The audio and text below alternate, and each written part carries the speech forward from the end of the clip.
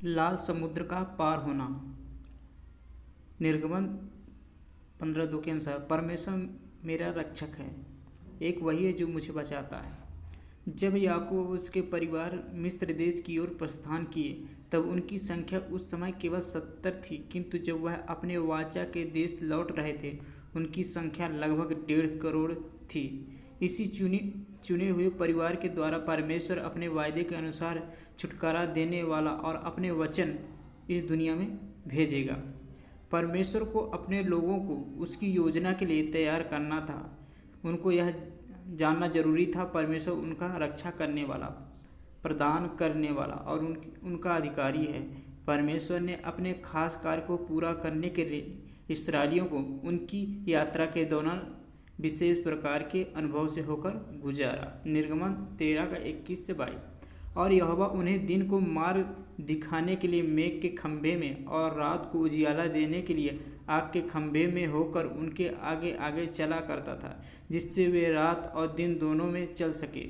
उसने न तो बादल के खंभे को दिन में और न आग के खंभे को रात में लोगों के आगे से हटाया।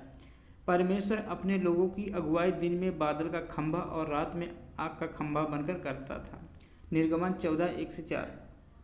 यहोवा ने मूसा से कहा, इस्राएलियों को आज्ञा दे कि वे लौटकर मिग्दोल और समुद्र के बीच पीहा हिरोत के सम्मुख बालसपोन के सामने अपने डेरे खड़े करें, उसी के सामने समुद्र के तट पर डेरे खड़े करें। तब फिरौन इस्राएली के विषय में सोचेगा, वे देश की उलझनों में फंसे हैं और जंगल में घिर गए हैं। तब मैं फिरौन के मन को कठोर कर दूंगा और वह उनका पीछा करेगा। तब फिरौन और उसकी सारी सेना के द्वारा मेरी महिमा होगी और मिस्री जान लेंगे कि मैं यहोवा हूँ, और उन्होंने वैसा ही किया। परमेश्वर इस्राएलियों को लाल समुद्र की ओर ले गया। परमेश्वर ने ऐसे राजा को उसके लोगों का पीछा करने के लिए किया। अपनी विजय के द्वारा परमेश्वर यह साबित करेगा कि केवल वो ही अकेला परमेश्वर है। जो कुछ होता है सब कुछ परमेश्वर के नियंत्रण में। निर्गमन 14:5-9। जब मिस्र के राजा को यह समाचार मिला कि वे लोग भाग गए, तब फिरौन और उसके कर्मचारियों का मन उनके विरुद्ध पलट गया और वे कहने लगे, हमने यह क्या किया है कि इस्राएलियों को अपनी दासता से छुटकारा देकर जाने दिया। तब उसने अपना रथ जितवाया और अपनी सेना को संग लिया। उसने 600 अच्छे अच्छे रथ वर्ण मिस्र के सब रथ लिए और उन सबों पर सरदार बैठाए। और यहोवा ने मिस्र के राजा फिरौन के मन को कठोर कर दिया, इसलिए उसने इस्राएलियों का पीछा किया, परंतु इस्राएली बेखटके निकले चले जाते थे। पर फिरौन के सब घोड़ों और रथों और सवारों समेत मिस्री सेना उनका पीछा करके उनके पास जो पीहा हिरोत के पास बाल सपोन के सामने समुद्र के तट पर डेरे डाले पड़े थे जा पहुंची। परमेश्वर ने राजा का मन कठोर कर दिया, जिससे मिस्रियों की सेना ने इस्राएलियों को पीछा किया। निर्गमन 14:10-12। जब फिरौन निकट आया तब इस्राएलियों ने आंखें उठाकर क्या देखा कि मिस्री हमारा पीछा किए चले आ रहे हैं, और इस्राएली अत्यंत डर गए और चिल्लाकर यहोवा की दुहाई दी। और वे मूसा से कहने लगे, क्या मिस्र में कब्रें न थी जो तू हमको वहाँ से मारने के लिए जंगल में ले आया है? तूने हमसे यह क्या किया है कि हमको मिस्र से निकाल लाया? क्या हम तुझसे मिस्र में यही बात ना कहते रहे कि हमें रहने दे कि हम मिस्रियों की सेवा करें? हमारे लिए जंगल में मरने की अपेक्षा मिस्रियों की सेवा करना अच्छा था। इस्राएली भयभीत हो गए। बचने के लिए परमेश्वर पर विश्वास करने के स्थान पर वे मूसा पर दोष लगाने लगे। निर्गमन 14:13-14।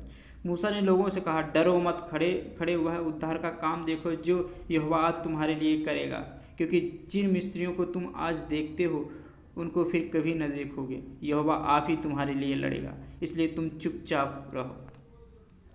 मूसा ने परमेश्वर पर विश्वास किया और लोगों को उसकी आज्ञा के अनुसार करने के लिए कहा। परमेश्वर दयालु है, उसने इस्राएलियों को बचाया जबकि उन्होंने उस पर विश्वास नहीं किया। मिस्रियों की सेना से केवल परमेश्वर ही उन्हें बचा सकता था। केवल परमेश्वर ने ही आदम और हव्वा को उनके पाप से बचाया। केवल परमेश्वर ने ही नूह और उसके परिवार को बाढ़ से बचाया। केवल परमेश्वर ने ही इसहाक को बलिदान होने से बचाया। केवल परमेश्वर ही मुझे और आपको अनंत की सजा से बचा सकता है। निर्गमन 14:19-20। तब परमेश्वर का दूत जो इस्राएलियों सेना के आगे आगे चला करता था जाकर उनके पीछे हो गया, और बादल का खब्बा उनके आगे से हटकर उनके पीछे जा ठहरा। इस प्रकार वह मिस्रियों की सेना और इस्राएलियों की सेना के बीच में आ गया, और बादल और अंधकार तो था, तो भी रात को उन्हें प्रकाश मिलता रहा, और वे रात भर एक दूसरे के पास न आए। परमेश्वर का दूत बादल का खंभा बनकर इस्राएलियों के साथ चलता रहा। वह बादल का खंभा इस्राएलियों को प्रकाश और मिस्रियों को अंधकार प्रदान करता रहा। केवल परमेश्वर ही यह कर सकता है, क्योंकि वह सर्वशक्तिमान है। निर्गमन 14 से 15, 16 और 21 का 28। तब यहोवा ने मूसा से कहा, तू क्यों मेरी दुहाई दे रहा है? इस्राएलियों को आगे दे कि यहाँ से कूच कर आओ। तू अपनी लाठी उठाकर अपना हाथ समुद्र के ऊपर बढ़ा, और वह 2 भाग हो जाएगा। तब इस्राएली समुद्र के बीच होकर स्थल पर चले जाएंगे।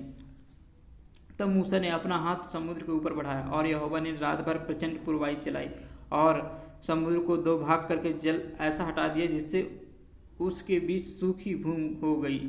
तब इस्राएली समुद्र के बीच स्थल होकर चले और जल उनकी दाहिनी और बाईं और दीवार का काम देता था। तब मिस्री अर्थात फिरौन के सब घोड़े, रथ और सवार उनका पीछा किए हुए समुद्र के बीच में चले गए। और रात के अंतिम पहर में यहोवा ने बादल और आग के खंभे में से मिस्रियों की सेना पर दृष्टि करके उन्हें घबरा दिया, और उसने उनके रथों के पहियों को निकाल डाला, जिससे उनका चलाना कठिन हो गया। तब मिस्री आपस में कहने लगे, आओ हम इस्राएलियों के सामने से भागे, क्योंकि यहोवा उनकी ओर से मिस्रियों के विरुद्ध युद्ध कर रहा है।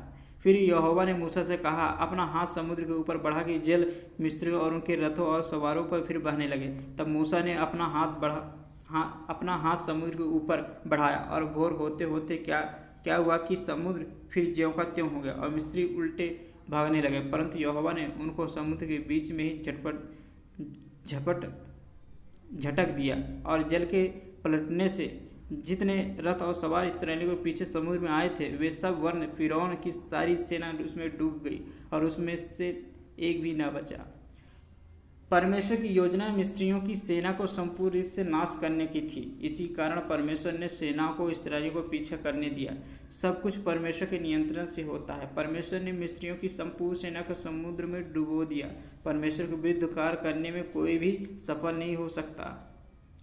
निर्गमन 14:30-31। इस प्रकार यहोवा ने उस दिन इस्राएलियों को मिस्रियों के वश से छुड़ाया, और इस्राएलियों ने मिस्रियों को समुद्र के तट पर मरे पड़े हुए देखा। और यहोवा ने मिस्रियों पर जो अपना पराक्रम दिखलाया था उसको देखकर इस्राएलियों ने यहोवा का भय माना, और यहोवा पर और उसके दास मूसा पर भी विश्वास किया। उस दिन परमेश्वर ने अपने अत्यधिक प्रेम के कारण इस्राएलियों की रक्षा की। इसी कारण इस्राएलियों ने परमेश्वर पर विश्वास किया। इस्राएली लाल समुद्र के पास आश्रहित स्थिति में थे। केवल परमेश्वर ने ही उन्हें बचाने का मार्ग प्रदान किया। वे अपने आप पर निर्भर होने के बजाय परमेश्वर पर निर्भर होना सीख रहे थे। क्या कई बार हम परमेश्वर पर निर्भर होते हैं या दूसरे पर? वचन कहता है, हर एक अच्छी वस्तु स्वर्ग से आती है, ये परमेश्वर की ओर से आती है। याकूब 1:17। क्योंकि हर एक अच्छा वरदान और हर एक उत्तम दान ऊपर ही से है, और ज्योतियों के पिता की ओर से मिलता है, जिसमें ना तो कोई परिवर्तन हो सकता और ना अदल बदल के कारण उस पर छाया पड़ती है। हालेलुया।